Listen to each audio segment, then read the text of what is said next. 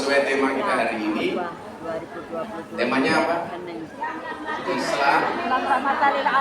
Nah, itu menjaga keamanan dengan mempraktekkan Islam rahmatan lil alamin. Jadi ini saya itu besok ada tugas dari negara, bukan menteri. Nah, besok apa? Besok dengan dia. Salah satunya terkait dengan kerukunan dan peradaban. Karena saya dianggap sebagai tokoh masyarakat, tokoh agama di Indonesia yang paling toleran. Hari ini saya baru bangun masjid di Lampung, saya bangun gereja di Merauke, saya bangun pura di Bali.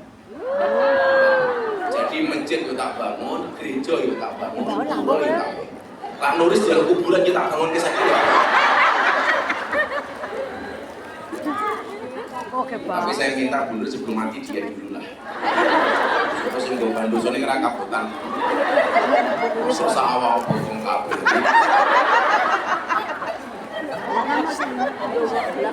Bener saya itu usul teman-teman Ilham itu kalau nggak pengajian nggak usah terlalu sering. Cuma mau yang tadi nggak pengajian terus. Sebulan bisa, borong bulan bisa. Nggak usah sering-sering. Oh kelamaan. Ya sebulan bisa, nggak usah sering-sering. Atau kelon itu. Nah, ketika berbicara soal keamanan itu,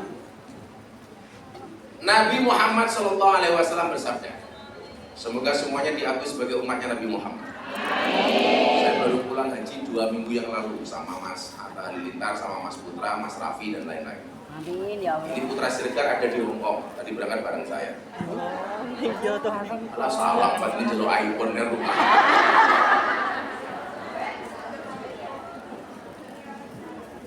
Jadi saya, Atta sama Putra itu lagi berusaha membebaskan tanah atau rumah di Jakarta untuk majelis pengajian teman-teman artis. Artis.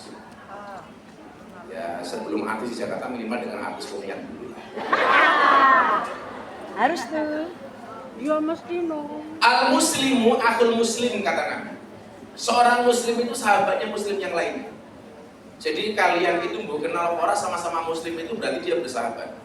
Makanya sesama muslim itu kalau sholat itu mesti saling mendoakan.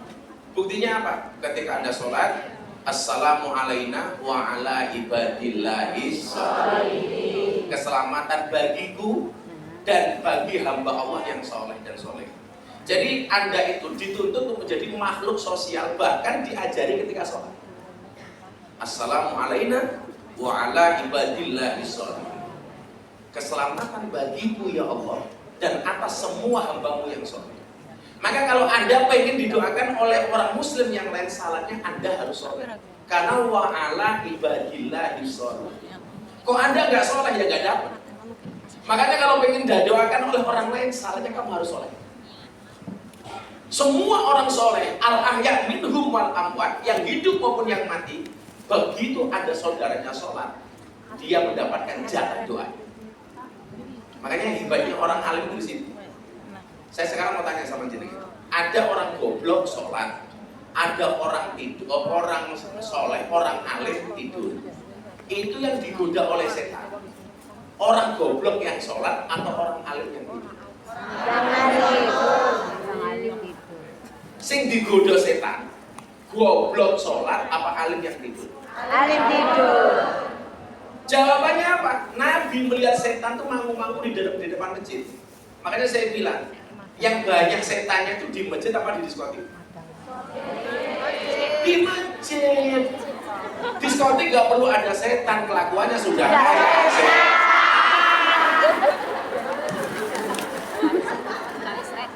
Ya bener lah. Yang banyak setannya itu di masjid, yang banyak setannya itu di tempat pengajian apa di lokalisasi? Kalau di lokalisasi udah nggak perlu ada setan-setan lagi. Setan kabeh kok. Terus ngapain itu setan ini kok? Makanya ternyata setan itu jenisnya di Indonesia itu ada 3. Yang pertama setan sejenis jin. Mereka ini takut ketika dibacakan ayat kursi. Yang kedua, setan tidak jelas jenisnya, tapi takut dilempar kursi. Yang ketiga, setan yang tidak takut dilempar kursi, tapi bahkan rebutan kursi.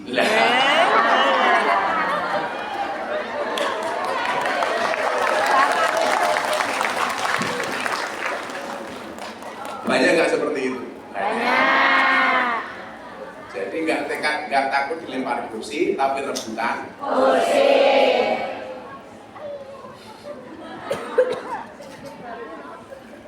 Setan ini mangu-mangu di depan masjid, mau masuk keluar lagi, mau masuk keluar lagi. Nabi kemudian bertanya, setan, jawab sama nulis, sama setan. Kok kamu nggak berani masuk masjid dari tadi, kenapa?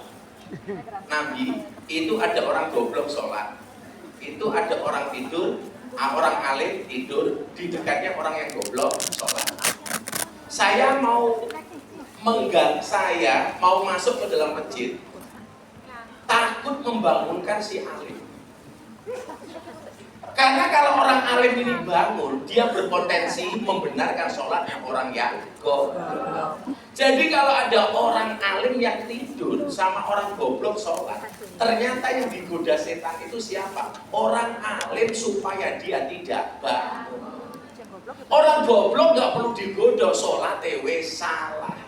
Kalau orang alim sampai bangun, dia akan membenarkan sholatnya orang goblok. Maka disitulah kemudian muncul hadis, tidurnya orang alim itu ibadah. Naumul alim ibadah, itu lebih baik daripada tidurnya orang alim, itu lebih baik dibandingkan sholatnya orang bodoh. Asbabul wurudnya hadis itu. Ono sejarah. Tidurnya orang alim itu ibadah. Karena mau tidur, dia tahu sunnah wudu dulu. Mau tidur, dia tahu baca istighfar dulu, baca ayat kursi dulu, baca la haula wala quwata illa billahil aliyil azim 21 kali. Kata Nabi, kalau dia mau tidur membaca la haula wala quwata illa billahil aliyil azim 21 kali, dia tidak akan mati dalam keadaan mendadak. Jadilah awakmu wedi arep turu kamu mati mendadak. Kamu baca sebelum tidur la haula wala quwata illa billahil aliyil azim 21 kali. Karena apa? An-naumu akhul maut. Maka tidur itu saudaranya mati. Makanya tidur itu mati sementara, mati itu tidur selama-lamanya. Karena tidur saudaranya mati. Kok saya pengajian kamu tidur, berarti kamu pengen cepat-cepat mati.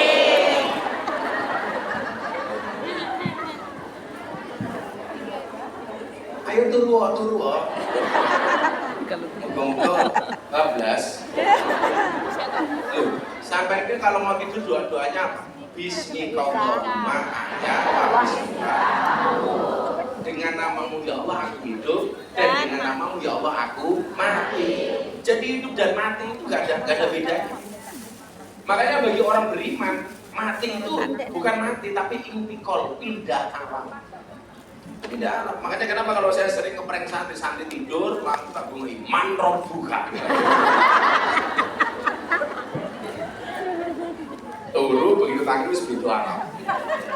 Man roh buka. Gagap modern. Jadi orang alim kalau mau tidur dia tahu sunahnya wudu dulu. Kenapa orang alim kalau mau tidur wudu? Karena pengen kalau kemudian dia tidur langsung mati sudah dalam keadaan punya wudu, dalam keadaan suci. Makanya kenapa Nabi itu hebatnya kalau tidur, dari tidur sampai bangun itu posisinya sama, gak berubah.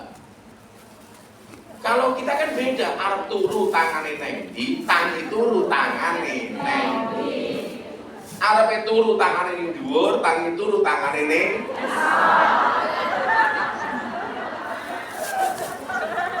Selamat. Kalau lanang kan juga begitu, arep turu nyekel ndas, tangi turu nyekel Das.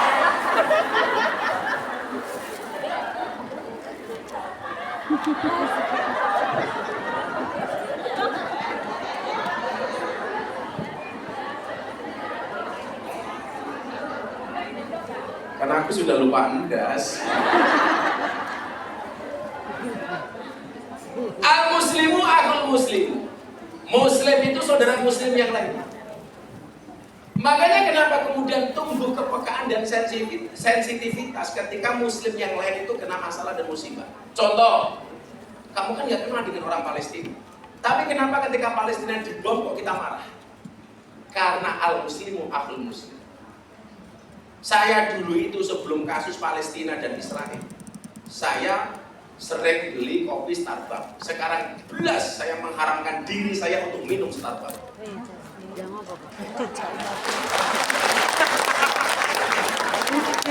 Anak saya dulu itu sukanya McD, neng PKI. Sekarang jelas nggak mau makan McD. Kenapa? Karena timbul kepekaan terhadap saudara kita di Palestina. Makanya saya nggak mau makan McD, maunya Mac yang lain.